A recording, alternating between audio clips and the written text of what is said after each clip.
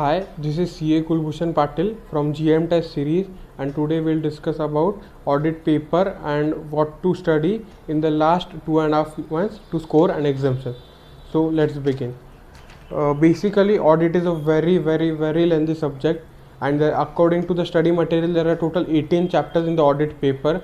But considering the time for studying in the CA final exam, this is a huge syllabus.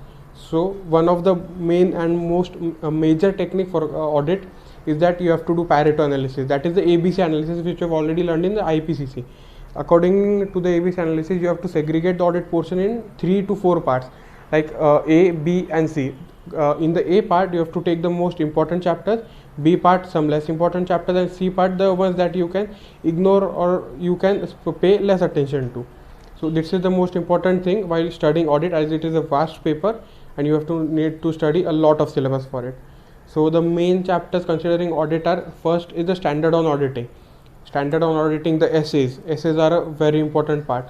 You have to remember each and every essay name. You have to learn the heading and you have to write essay name and then the full essay number and then the full name of the essay. It should be word to word match with the audit book. This is very important as it creates a very good impression in the examiner's, in the checker's mind while he is checking your paper.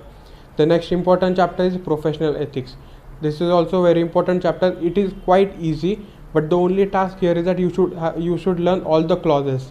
Professional ethics is all about clauses. You have to learn the clause heading by heart. If you just, like, there is a question about professional ethics, if you just write the clause by heart in the paper, you will definitely put a very good impression on the examiner, and it will surely get you good marks. The next is important thing is Caro. Caro is also about clauses. The main thing about Caro is that if you are in the exam, there are many questions which are tricky. So if there is any tricky question, you can always run back to Caro and you can use Caro in any question.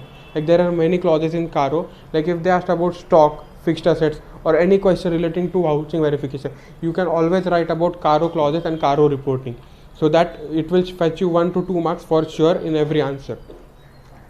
The second important chapters are bank audit, insurance audit, and these all are small chapters. These all are big chapters but fetch small marks. So you have to decide whether you have time to do these chapters or not. The next important chapter is company audit. Company audit is very easy. It is logical and you can learn it. And even if you like, questions are also quite easy. So if you write the correct answer, you can get full marks also in company audit. That won't be an issue at all. The second thing is whether to do classes or not. Considering that there is only 2.5 months left for the exam, it can be assumed that you have already done the classes. I would suggest that you at least do a crash course for audit, so that you get an overall overview of the syllabus of audit, because that is important. After all, you have to do audit self study only. You have to learn audit and no one can help you in audit. The only thing you can get is an overview of the audit syllabus. The next thing is material to refer. Obviously you have to refer to ICI material. There is no choice in that. The RTP and MTP, those are the very important part, because in every exam there is some questions that are being repeated from RTP and MTP, previous RTPs and MTPs every year. So that is a must for RTPs and MTP. The next thing is you should study previous year question papers also for audit. You can take a good scanner from any author and you can study that also, because scanner is also important. Like, people know the concept of audit, but sometimes people lack while writing the answer. So writing the answers is the main skill and crux in audit. You may be conceptually clear, but presenting that means you're conceptually clear is a big part in audit. The next thing is how to study. What I did was I studied audit daily. I daily gave 2 hours compulsory to audit, so that you don't go out of touch with the subject, because audit is not a subject that you can okay, I've studied for 15 days, now I'll study for 1 month another other subjects and then I'll take audit again. You will be blank when you take audit next time. So it will be better if you are in continuous touch with the subject, so that you don't forget anything, and as it is a theory subject, you have to learn it. So revising it again and again will always help you, and that is the best thing that you can do for any theory subject.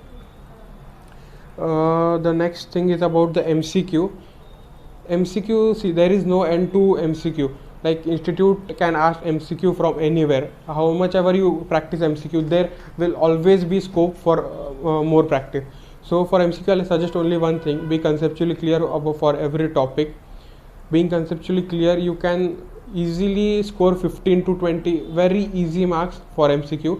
The next 5 to 10 marks will be a bit tough, because sometimes what institute does is the chapters we skip, that is the chapters in the C section, institute asks questions from those chapters, so that should not be an issue. So that is why you should be conceptually clear about everything. The next best thing is for audit is writing test paper. You should write full length test paper also, and with that you should do chapter wise test series also, because while in audit writing practice is must. Without writing practice, you cannot write audit directly in paper. You need to have a writing practice, so that you know where your lacunas are and you can correct those lacunas. Also, while writing the answer paper, you need to read the questions very carefully, especially the MCQs. In the MCQs, what they do is they insert some words like whether this is applicable or not. So you have to select the correct option. Many times we read it in wrong way and we misunderstand and we write some other answer. This is applicable not only for MCQs but in the question paper also. You need to read the questions very carefully and you need to understand what the institute has asked, and you have to write the same answer there. And another suggestion from my side will be, don't do question 1 first, because in most of the papers it is quite difficult.